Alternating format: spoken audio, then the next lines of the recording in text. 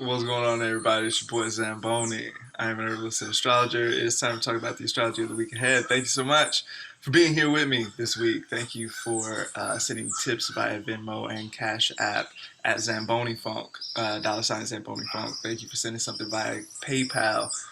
Thank you for joining the Patreon and talking about how to ride the waves and how to live our best life, live our best lives even in a wild and crazy historical moment. Thank you for being here with me. Thank you for visiting the Alchemist Kitchen at 119 Crosby Street. Use the discount code ZamboniFunk for 10% off anything in store and online. Thank you so much for being here with me. Let's talk about the astrology of the week ahead.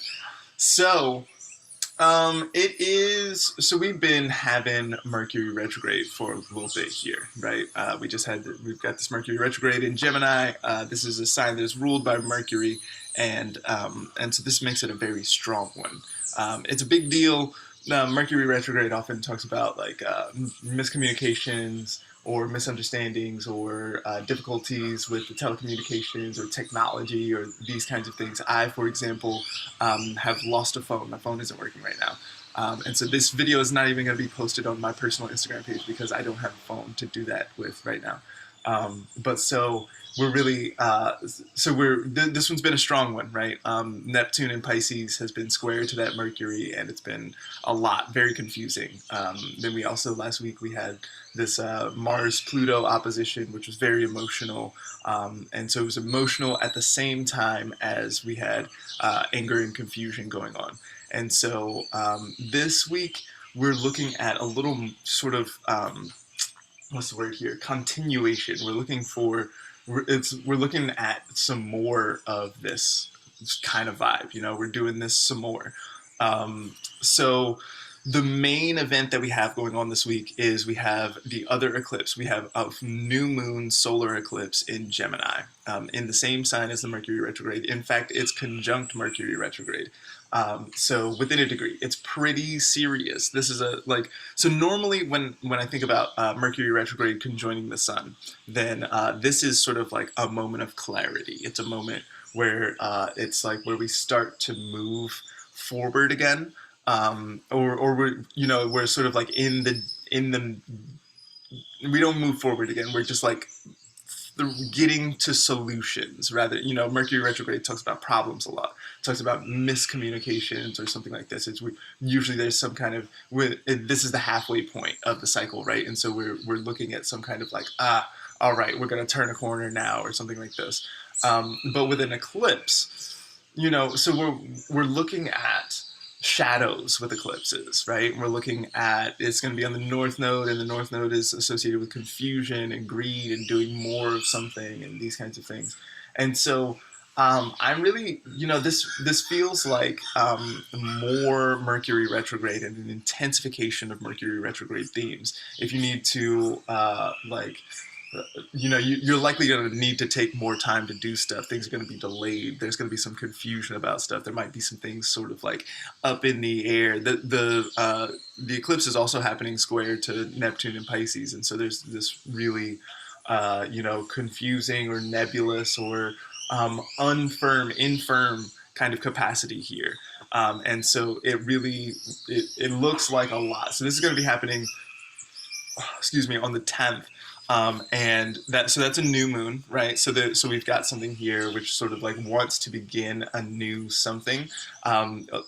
Chris Brennan talks a lot about great beginnings and great endings around eclipses, right? And this one looks like it wants to be a fairly big deal because it's ruled by Mercury, who is also in very strong position. And doing, strong doesn't necessarily mean good. It just means really strong, right?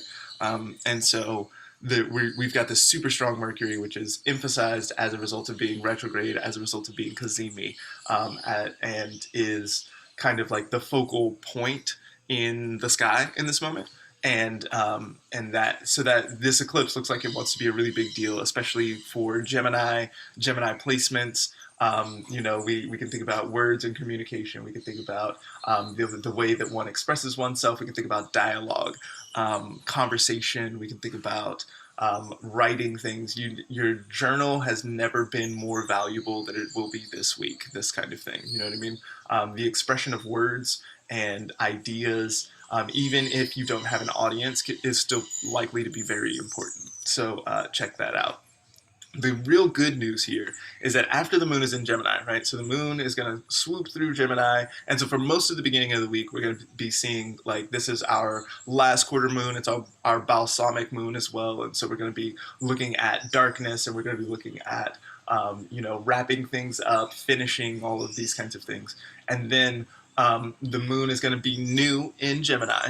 And then after that, the moon opens up and moves into Cancer. And then when we move into Cancer, then the moon suddenly gets really comfortable. So the moon is comfortable in Cancer, rules Cancer. Then also it's going to be there with Venus. So Venus is going to be in this in Cancer, hanging out, not really in trouble with anything that's going on in Gemini, not really in trouble with anything that's going on in like Aquarius. Saturn in Aquarius cannot see Venus in Cancer, and so this is like a Venus who's in really nice position, who's also making a trine aspect to Jupiter. And so Jupiter is really, so we've got both these benefics, both of the like nice planets, who want to bring blessings and abundance and beneficence immediately after the eclipse. And so while the eclipse looks like it wants to be fairly rough and looks like it wants to be confusing and even aggressive or fighty, Mercury is associated with wrestling in some of the ancient texts. And so there's something that like wants to push and pull, and there's like this kind of stuff that wants to go on with the eclipse and the Mercury Retrograde Kazemi and all these things, right? But then the moon moves through Cancer, and then suddenly there's this like, it like feels so nice, and we've got this, a real opportunity here for healing of some sort, or for the generation of some kind of beneficent healing, improvement, betterment. This is a really good time to plant a garden or something like this. There's a lot of really nice nourishment to be had here.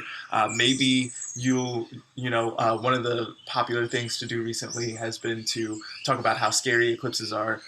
For doing magic and ritual and these kinds of things. And so one thing that somebody can do if they're interested in doing a ritual is fasting. You can fast during eclipses, and that's a nice way to sort of like, have some kind of ritual component while at the same time, like not trying to, not sort of like doing some kind of ritual that's going to blow up in your face in some kind of way.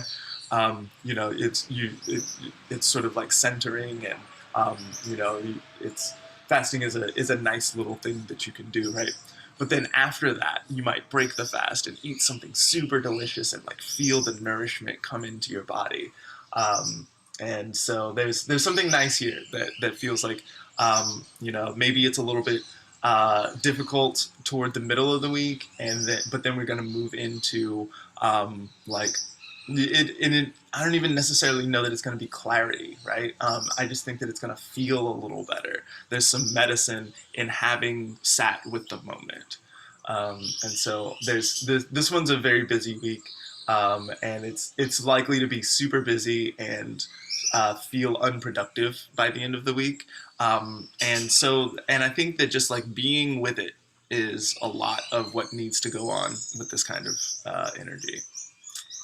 So thank you so much for being here with me. Thank you for joining me every week. Thank you for joining me on Patreon, where I do a lot of these kinds of talks and talk about how to be in the moment and how to work rituals in order to improve our lives. Thank you for being here. Thank you for following my Instagram page, which will come back when I get a phone again. I live in the jungle, so things are a little difficult on that front, but we're working it out. Thank you so much for being here, and I look forward to seeing you next time. Bye.